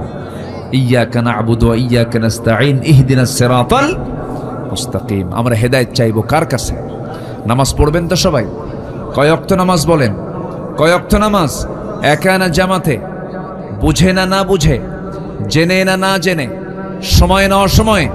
সুন্দর করে আমরা নামাজ পড়বো। জোরে বলি ইনশাআল্লাহ, আরো জোরে বলি ইনশাআল্লাহ। সম্মানিত ভাইয়েরা, সম্মানিত বন্ধুগণ, 1 নম্বর হলো ভ্রষ্টতার, পথভ্রষ্টতার 1 নম্বর কারণ হচ্ছে কুফরি করা। আল্লাহর আইনকে না মানা, আল্লাহর বিধানকে না মানা, আল্লাহর সৃষ্টিরাজির নিয়ামতকে অস্বীকার করা, এগুলো হচ্ছে কুফরি। নাম্বার 2 হচ্ছে শিরিক করা। নাম্বার 2 কি? শিরিক মনে হয় আমার দেশে নাই। শিরিকের কাজ শুধু অন্য ধর্মের লোকেরাই করে নাকি? যেরকম এসে হিন্দু যারা আছেন তারা পূজা করেন, এটা শিরকের কাজ। ওই শিরিক শুধু নয়, মুসলমানদের মধ্যে শিরিক আছে না নাই? আচ্ছা, আসেন দোয়া করি নাকি? আলোচনা চালাবো? জোরে বলি ইনশাআল্লাহ। একটু বসেন, আর একটু সময়, পয়েন্টগুলো আমি শেষ করে দেব। আমার মারা আসছেন, মাদের ব্যাপারে হালকা কিছু কথা একটু বাদ আছে, একটু বলে ফেলবো। আল্লাহ কবুল করুন, জোরে বলি আমিন। আমি কষ্ট দিয়ে ফেলতেছি মনে হয় আপনাদের। অনেক রাত নিয়ে কথা বলার কারণে যদি একটু কষ্ট পেয়ে থাকেন, নাকি কষ্ট পাচ্ছেন? আচ্ছা, শিরিক করা। নাম্বার 2 কি করা বলেন তো? শিরিক করা। শিরিকের কাজে যাওয়া যাবে না। ধরেন কথার মধ্যে শিরিক আছে, কোনো কাজ নাই, কাম নাই, কালকে কি করে আমি কি খাবো, কি করে চলবো আমি? বলেন তো এর মধ্যে কি আল্লাহর নাশকরি আছে কিছু? হ্যাঁ, আছে কিনা বলেন? রিজিকের মালিক কে? কি করে খাবো আমি? এটা কি ইমানদারের কথা হতে পারে? আমাকে খাওয়াবেন কে? আমাকে খাওয়ান কে? আমাকে চালান কে? আচ্ছা, মুখের খাবার আগে দরকার না নাকের খাবার আগে দরকার? বলেন, নাকেরটা আগে দরকার না মুখেরটা আগে দরকার? নাকেরটা কে খাওয়ান? সরাসরি কে দেন? যে বলে আল্লাহ আমারে খাওয়ায় কেমনে, সোজা নাক চেপে ধরবেন। কি চেপে ধরবেন? যে বলে আল্লাহ খাওয়ায় কেমনে, নাক ধরবেন চেপে, দেখ কে খাওয়ায়। যেগুলো এসেনশিয়াল, বেশি জরুরি, সব আল্লাহ পাক ফ্রি করে দিয়ে। আকাশের চাঁদ, চাঁদের আলো ফ্রি, লিতাহাতাদু। এরপর আকাশের সূর্য ফ্রি, অক্সিজেন ফ্রি, সব আল্লাহ পাক সরাসরি খাওয়ায় দেন। আল্লাহু আকবার বলেন। সূর্যের তাপ ছাড়া কেউ বাঁচবে? বাঁচবে না। কোনো প্রাণী বাঁচবে না। শীতকালে সত্য প্রবাহের কারণে 7 দিন সূর্য না উঠলে আমরা কি আর তখন কি থাকি কিছু? খালি বলি আল্লাহ আল্লাহ, সূর্যটা দাও আল্লাহ, সূর্যের মুখটা দেখাও আল্লাহ। কামসারা হয়ে যায়। কে দিয়েছেন? কে দিয়েছেন? আল্লাহ দিয়েছেন। এই জন্য শিরিক করা যাবে না, শনিবারে বাঁশ কাটা যাবে না, সকালবেলা বাকি দেওয়া যাবে না, মঙ্গলবারে বিয়া হওয়া যাবে না, বৃষ্টির দিন বিয়ে করলে সারা জীবন তার চোখের পানি ফুরাবে না। এই আছে কিনা বলেন? এগুলো শব্দগত চিন্তাগত শিরক। এই সমস্ত শিরকের কাজে আমরা জড়াবো না। জোরে বলি ইনশাআল্লাহ। দল করে যাব কার? যারা আল্লাহর দল ছাড়া অন্য কোনো দল করবে, এটা শিরকের কাজ। এটা কিসের কাজ বলেন? শিরকের কাজ। এটাও করা যাবে না। নাম্বার 3 হলো দুনিয়ার প্রতি অত্যাধিক মোহ, দুনিয়াকে বেশি প্রাধান্য দেওয়া। এটাও পথভ্রষ্টতার কারণ। দুনিয়ার নাচ নিয়ামতে মত্ত হয়ে আখিরাতকে ভুলে যাওয়া। তখন সেই বান্দার দ্বারা দিনকে রাত হতে পারে, রাতকে দিন হতে পারে, হারামকে হালাল বানাতে পারে, ওলট পালট হয়ে যাবে তার। এই জন্য দুনিয়ার প্রতি অত্যাধিক মোহ, সীমা ছাড়া কোনো মোহ রাখা যাবে না। বিয়ে করো ভালো কথা, তোমার বউয়ের সঙ্গে তুমি সম্পর্ক গড়ো, তাও কোনো সমস্যা নাই, কিন্তু নিজের বউ না পরের বউ? আসতে কয় কোনো নিজের বউ না পরের বউ? নিজের বউটার মোহটা এটা আপনার জন্য জায়েজ, এটা আপনার জন্য সওয়াবের কারণ, কিন্তু পরের বউয়ের প্রতি যে লোভটা কাজ করে, এটা কি বৈধ না অবৈধ? অত্যাধিক হয়ে গেল। এটা কি হয়ে গেল? বেশি বেশি হয়ে গেল, গুনার কাজ হয়ে গেল, ধ্বংস। দুনিয়ার প্রতি এত বেশি মোহ রাখা যাবে না। হ্যাঁ, আপনার কামাই করা দরকার। মিন আইনা ইকতাসাবাহু, কোন জায়গা থেকে কামাই করলে, কোথায় ব্যয় করলে, এটাকে চিন্তা করে চালাও। এই কামাই তোমাকে জান্নাতে নিয়ে যাবে। কিন্তু তুমি জনগণের সমস্ত সম্পদগুলো লোপাট করে সুইস ব্যাংকে টাকা জমা করবে, বিশ্বের বিভিন্ন জায়গায় টাকাগুলো পাচার করবে, এটা তোমার জন্য অত্যাধিক মোহ। এটা তোমার দুনিয়াও ধ্বংস করে দেবে, আখিরাতও ধ্বংস করে দেবে, পথভ্রষ্ট হয়ে যাবে তুমি।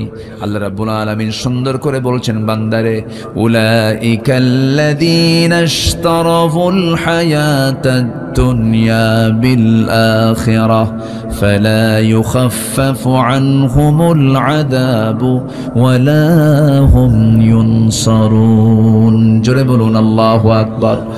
সূরাতুল বাকারা আয়াত নম্বর ৮৬ আল্লাহ রাব্বুল আলামিন বলেন, যারা দুনিয়াকে বেশি প্রাধান্য দেবে তাদের শাস্তির কোনো কমতি হবে না এবং তাদের কোনো সাহায্যকারীও থাকবে না। নাম্বার ৪ হলো শয়তানের যারা প্ররোচনা অনুসরণ করবে, শয়তানের যারা পদঙ্ক অনুসরণ করবে, শয়তানের কাজগুলোকে ভালো লাগবে, যাত্রা ভালো লাগে, মাহফিলও ভালো লাগে, এরকম কিছু ডাবল স্ট্যান্ডার্ড চরিত্রহীন লম্পট আমার দেশে আছে না নাই? আসতে বলবেন না আছে না নাই? বলে আমি তো জনগণের এমপি, তো আমাকে সব জায়গায় যেতে হয়, যাত্রাতেও যেতে হবে, মাহফিলেও যেতে হবে। ওটা হচ্ছে বদমাইশ নাম্বার 1। এই জাতীয় নেতৃত্বের মুখে আমরা জুতা মারি, জুতা মারি, জুতা মারি। ওগুলোর ধারে পাশে আমরা আর যাবো না। বহু দেখা শেষ করেছে। আগামীর দেশ আমরা দেখতে চাই আদর্শ নেতৃত্বের দেশ, কোরআনের দেশ, ইসলামের দেশ। ডক্টর ইউনূসকে আমি ধন্যবাদ দিই, যদিও তিনি ইসলামী দলের কোনো লোক না, ইসলামী ব্যক্তিত্ব না, কিন্তু তার মধ্যে কিছু ভালো দিক আমরা পেয়েছি। কিছু ভালো দিক তার মধ্যে আছে না নাই বলেন? আছে। ভালো লোকটার নামই তো সুন্দর, তাই না? 2 নবীর নাম একসঙ্গে নেওয়া, মুহাম্মদ, ইউনূস। বিপদে পড়লে কোন দোয়া বলেন? বিপদে পড়লে কোন দোয়া? আবার আমার দেশ যখন মহা বিপদে পড়ছিল সেই সময় আসছে ওকে, দোয়ার নাম কি? ইউনূস। আমি আমার বুদ্ধি বয়সে যতগুলো বসন্ত আমি পার করেছি আমার জীবনের, আমি আমার বুদ্ধি বয়সে আমি কখনো দেখি নাই আমার দেশের রমজান মাসে রোজাদাররা খাদ্য সামগ্রীর দাম কমাইছে। দেখি নাই। এমন রোজা রাখছে, রোজার বরকতের দাম ডাবল। ঠিক আছে না?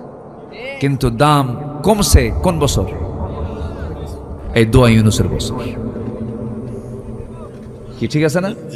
পেঁয়াজের দাম একদম হাতের ভিতরে, সাধ্যের মধ্যে দাম ছিল না। মানুষ তৃপ্তি মতো রমজান মাসের জিনিসপত্রগুলো কিনেছে, রোজা রেখেছে।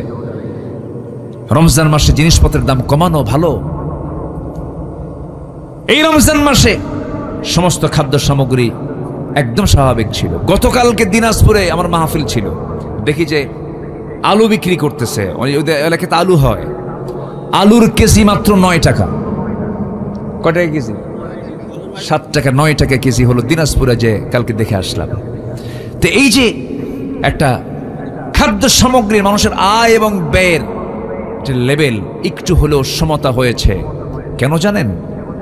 ইসলাম না মানলেও কিছু কিছু মানুষ আছে, দেখবেন কিছু হিন্দু আছে মিথ্যা কথা কয় না। আছে কিনা বলেন? আছে না? আছে না? নাই আছে। আপনি যদি জুলুম না করেন, আপনি যদি কারো প্রতি যদি জুলুমের বোঝা না চাপায় দেন, আল্লাহ পাক একটা কাফেরকে দিয়েও রাষ্ট্র ভালোভাবে চালাতে পারেন। জুলুম করা যাবে না। দীর্ঘ 16 বছর আমরা কি নিরাপদে ছিলাম না জুলুমে ছিলাম? নিরাপদে না জুলুমে? এই মাহফিল যদি ওই প্রেক্ষাপট থাকতে হতো, হলেও ডানে বামে কিরামন কাতিবেন বসে থাকতো, আর মাঝে মাঝে হুমকি দিত, থানায় ফোন দিয়ে বলতো বক্তার গতিবিধি ভালো না, তাড়াতাড়ি ফোর্স পাঠায় দেন। কি কথা কি বুঝতেছেন আপনারা? এগুলোই করত বদমাইশ। এখন একটা মহল চাচ্ছে তাড়াতাড়ি নির্বাচন হয়ে যাক।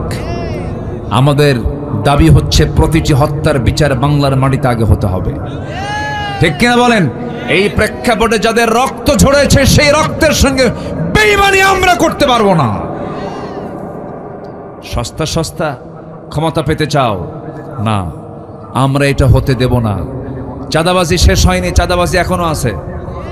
চাঁদাবাজদের চিহ্নিত করতে হবে, অসৎ নেতৃত্বের মুখে থুতু দিতে হবে, বাতিল নেতৃত্বের মুখে থুতু দিতে হবে। আগামীর সরকার আমরা দেখতে চাই নামাজের সরকার, কোরআনের সরকার, ইসলামের সরকার। আমরা সব দেখা শেষ করেছি, এখন আমরা দেখবো এখন ইসলামের দেশ। আল্লাহ কবুল করুন। জোরে বলি আমিন, আরো জোরে আমিন। কষ্ট দিয়ে ফেললাম, কষ্ট দিয়ে ফেলতেছি আমি নাকি? ফজর পড়বেন কারা কারা? হাত তুলেন দেখি, ফজর পড়বেন কারা কারা? জোরে বলি আল্লাহ আমাদেরকে ফজর, জোহর, আসর, মাগরিব, এশা 5 ওয়াক্ত সালাত আদায় করার তৌফিক তুমি আল্লাহ দিয়া দাও। জোরে বলি আমিন, আরো জোরে আমিন, আরো জোরে আমিন। নাম্বার 4 হলো শয়তানের প্ররোচনা অনুসরণ করলে পথভ্রষ্ট হয়ে যাব। শয়তানের বহু ফাঁদ আছে। লটারি ধর, কি বলেন বলেন, কি ধর? শয়তান কি কয়? ধর লটারি। এই যে প্ররোচনা, ক্যাসিনো, ফ্রি ফায়ার, পাবজি। যুবকরা কিন্তু ঠিকই টের পাচ্ছে আমি কোন দিক দিয়ে দিচ্ছি। এই যুবকরা, এই সমস্ত অনলাইন গেমিং এগুলো সব কার ফাঁদ? কার ফাঁদ? কার ফাঁদ? শয়তানের। এগুলো করা যাবে না। ইন্না শাইতানা লাকুম আদুউন ফাত্তাখিযুহু আদুওয়া। আর শয়তান মানুষকে সত্যতার দিকে ঠেলে দেয়, শয়তান মানুষকে বিপদগামী করে ফেলে। শয়তানের কাজই হলো বান্দাকে কেমন করে পথভ্রষ্ট করে জাহান্নামের লাইনে নিয়ে যায়। এই জন্য ওই সমস্ত কাজে আমরা জড়াবো না। জোরে বলি ইনশাআল্লাহ। কোনো নেশার দিকে আমরা যাব না। জোরে বলি ইনশাআল্লাহ। নাম্বার 5, আল্লাহর আয়াত বিধিবিধানকে নিয়ে যারা বাকবিতণ্ডা করে, এই আয়াত চলবে না। এই আয়াত এই বর্তমান দুনিয়াতে চলতে পারে, এরকম আছে না? বলার মতো লোক আছে কিনা বলেন? কি আইন চলে? একটা মানুষকে প্রকাশ্যে ধরে সাতক্ষীরার মোড়ে জেনা করেছে বলেই তাকে পাথর মেরে এবং সবার চোখের সামনে তাকে কতল করে শেষ করা হবে। এটা অমানবিক। দেখছেন কি মানবতা? হ্যাঁ, কি মানবতা দেখাচ্ছে। অথচ জেনার ফলে এমন মরণ ব্যাধি হচ্ছে, একটার কারণে হাজার হাজার মানুষের জীবন চলে যাবে। অবৈধ জেনা মানে সেখানে অসুস্থতা, মহামারী, বিভিন্ন রোগ দেখা দিয়ে দেয়। এই জন্য জেনা আছে যেখানে, শাস্তি সেখানে দুর্বল না মজবুত? মজবুত শাস্তি সেখানে নিশ্চিত করতে হবে। আল্লাহর বিধিবিধানকে নিয়ে কখনো বাকবিতণ্ডা করা যাবে না। নাম্বার 6, অহংকার বসে আল্লাহর হুকুমকে অমান্য করা। এরকম বহু লোক কিন্তু আছে। অহংকার করেছিল শয়তান। অহংকার কে করেছিল? শয়তান। ওয়াইদ কুলনা লিল মালাইকাতি ইসজুদু লিআদম ফাসাজাদু ইল্লা ইবলিস আবা। অস্বীকার করলো। ওয়াস্তাকবারা, অহংকার করলো। আকাশ এবং জমিনে সর্বপ্রথম যে অপরাধ হয়েছে সেটা হচ্ছে অহংকার। সেটা কি বলেন? অহংকার। সে অহংকারকে চূর্ণ করে দিয়ে দেন সব সময়ের জন্য। তিনি কে? আল্লাহ পাক। আচ্ছা, এরপরে জুলুম। জুলুম হলো পথভ্রষ্টতার অন্যতম একটা কারণ। জুলুম যেখানে থাকবে, যে জালিম হবে সে পথভ্রষ্ট হয়ে পড়বে। জুলুমের কাছে আমরা যাব না। জোরে বলি ইনশাআল্লাহ। নাম্বার 8 হলো মানুষকে আল্লাহর পথ থেকে বিচ্যুত করার চেষ্টা করা। নাম্বার 9 হলো রাসূলের বিরুদ্ধচারণ করা। নাম্বার 10 হলো ঈমান আনার পর বারবার কুফরিতে প্রত্যাবর্তন করা। ইন্নাল্লাযীনা কাফারু বা'দা ঈমানিহিম সুম্মা ইজদাদু কুফরান লান তুকবালা তাওবাতুহুম। দেখবেন কিছু কিছু লোক আছে, একবার লাইনে আসে আবার বেলাইনে যায়, আছে কিনা বলেন? আছে কিনা বলে? এরকম যারা করবে এরাও পথভ্রষ্ট হয়ে পড়বে। আল্লাহ পাক বলছেন সুম্মা ইজদাদু, তাদের এই কুফরির এটাই বৃদ্ধি পেয়ে যাবে, এটাই প্রবল হয়ে যাবে। আসুন পথভ্রষ্টতার এই 10টি কারণকে চিহ্নিত করে, এই 10টি পথকে পরিহার করে আমরা সিরাতুল মুস্তাকিমের লাইনে উঠে যাই। জান্নাতের লাইন কয়টা বলেন? জান্নাতের লাইন কয়টা? একটা। বলুন ইহদিনাস সিরাতাল মুস্তাকিম। আল্লাহ পাক এই লাইনে সবাইকে চড়ার তৌফিক দান করুন। মা বোনদেরকে দিন মেনে, শরীয়ত মেনে, পর্দা পুশিদায় 100% থাকার তৌফিক দান করুন। খালাতো ভাই, মামাতো ভাই, দুলা ভাই, দেখা করা জায়েজ, আস্তে দেখা করা জায়েজ নাই। এবং খালাদেরও সতর্ক থাকতে হবে যে বোনের ছেলে আমার বাড়িতে ঘন ঘন আসে কেন, আর সালাম ঘন ঘন দেয় কেন, খালাম আসসালামু আলাইকুম, খালাম মানে খালাতো বোন একটা আছে। এগুলো খালাকে চিহ্নিত করতে হবে। 100% পর্দা নিশ্চিত করার চেষ্টা ফ্যামিলিকে রাখতে হবে। বেড়া ক্ষেত খায়, কি ক্ষেত খায়? এলাকায় আছে নাকি কথা? হ্যাঁ, বেড়াই কিন্তু ক্ষেত খায়। দূরের মানুষের ক্ষতির চাইতে কি কয়? বেড়ায় কাকড়। কাকড় কি? ও, বেড়া কাকড় খায়। ও, আমাদের জেলামির মহোদয় কথাটা বলছিলেন তার আলোচনায়। আমি হয়তো কাকড় কি, আমি এটা ভাবতেছিলাম। জি ঠিক আছে। এই জন্য এই দুলা ভাই ধরেন, দেবর হচ্ছে মৃত্যু তুল্য। বলেছেন মুহাম্মদ সাল্লাল্লাহু আলাইহি ওয়াসাল্লাম, দেবর আল হামু আল মাউত। দেবরের সঙ্গে দেখা তো করা যাবে না, ধারে বসে যাওয়া যাবে না। কি কথা কি বুঝতেছেন? ভাবি দেবর দেখা করা জায়েজ। অনেকে বলে আমার বড় ভাইয়ের বউ ভাবি আমার মায়ের মতো। দেখছেন কি ফালতু বেসাল এগুলো ফালতু কথা, এগুলো কথার কোনো মূল্য নাই। ভাবি যদি মায়ের মতোই হয়, ভাই যদি মরে যায়, বিয়ে করে জায়েজ আছে না নাই? তাহলে মা হয় কেমন? যেটা জায়েজ হয় সেটা কোনদিন মায়ের মতো হয় না, কখনোই না। দুলাভাইয়ের হুন্ডায় চড়া যাবে না। কিছু দুলাভাই আছে বউরে তোলে না, খালি হুন্ডায় তোলে শাড়িরে। এরকম আছে কিনা বলেন? ওটা কি ভালো দুলাভাই না বদমাইশ দুলাভাই? বদমাইশ দুলাভাই হুন্ডায় তোলে শাড়ি। এখন চিন্তা করে যে আমি যদি না উঠি দুলাভাই কি মনে করবে, বারবার বলতেছে ওঠে। এটা দূরেই থাকে, হুন্ডা থেকে মাঝখানে গ্যাপ রেখে যেন গায়ের সঙ্গে গা না লাগে, একটু ভালোই মানে একটু ডিস্টেন্স রেখে চলে। কিন্তু দুলাভাই এমন দুষ্ট, সামনে গিয়ে এমন ব্রেক মারে গ্যাপ পূরণ। এ আছে না নাই? আচ্ছা, গ্যাপ পূরণ করার কোনো সুযোগ দেওয়া যাবে? এগুলো খেয়াল রাখতে হবে। আমার মা পর্দা কিন্তু দূরের মানুষের সাথে যতটুকু পর্দা করবেন তার চাইতে বেশি পর্দা করতে হবে নিজ অঙ্গনে। বাইরে বিশাল পর্দা, মনে হচ্ছে রাবিয়া বস্ত্রী আসতেছে, রাবিয়া বস্ত্রী, কিন্তু উপরে ফিটফাট, ভিতরে ও এটাও এইদিকে আছে। কথা সদরঘাট হওয়া যাবে না। উপরেও ফিটফাট, ভিতরেও ফিটফাট থাকতে হবে। আল্লাহ পাক বাহিরেরটা দেখবেন না, ভিতরেরটা দেখবেন। এই জন্য ভিতরে সদর হওয়া যাবে না, ভিতরেও কি ফিটফাট থাকতে হবে। আল্লাহ পাক মাদেরকে বোঝার তৌফিক দান করুন। জোরে বলি আমিন। অনেক রাত হয়েছে, যতটুকুন হয়েছে আমরা বলে ফেলি আলহামদুলিল্লাহ। সবাই নামাজের মতো করে বসি। এবং যেখানে বসে আছেন, আমি ভাবতেছি বসে আছেন কেমনে? এ তো মানে মাটিটা হলো কেমন অসমান মাটি, এত শক্ত মাটি। ওরে বাপরে বাপ, আমি যখন হেঁটে আসতাম নরম হয়েছে, মানে পিছনে যেন একটা সিল লাগে নাকি? নরম না, আজকে শক্ত না? শক্ত না, অনেক শক্ত। যে বসেন ভাই, বসেন বসেন বসেন। সবাই বলে সুবহানাকাল্লাহুম্মা ওয়া বিহামদিকা আশহাদু আল্লা ইলাহা ইল্লা আনতা আস্তাগফিরুকা ওয়া আতুবু ইলাইকা। যিনি চলে যাচ্ছেন দোয়া ছাড়া, আমি ভাববো উনি কৃপণ মানুষ।